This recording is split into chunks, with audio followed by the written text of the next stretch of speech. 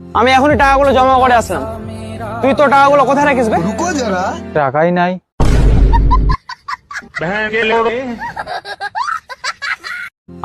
আর টানা 1 ঘন্টা রিল দেখার পর মনে পড়লো আমি তো মোবাইল শুধু টাইম দেখার জন্য নিয়েছিলাম।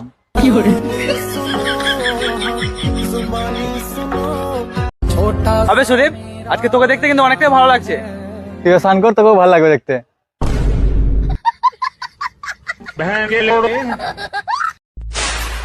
আগে যুগে মেয়েগুলোকে দেবী বলা হতো, रुको जरा। আর এই যুগে মেয়েগুলোকে বেবি বলা হয়। বাহ। যখন ভালোই বাসতিস না তো কেন আমার সামনে এমনি এমনি করে চলেছিলিস?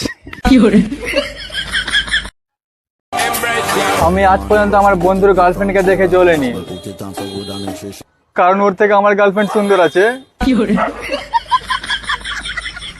মজা। সত্যি টাকার গরম আছে, रुको जरा। তা না হলে এটিএম মেশিনে এসি থাকতো কেন? ঠিক বলেছে, টাকার গরম থাকে ভাই। ঠিক আছে। ওমা, এই কি হইছে রে? আমি ঝুম্পারে বিয়ে করতে পারবো না, আমি টুম্পারে বিয়ে করবো। কেন টুম্পার মধ্যে এমন কি আছে যেটা ঝুম্পার মধ্যে নাই? কেন জানো না তোমাদের নাতি আছে টুম্পার মধ্যে?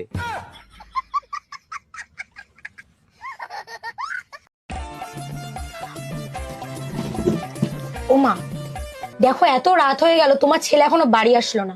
আমার মনে হয় ও কোনো মেয়ের চক্করে টক্করে পড়েছে।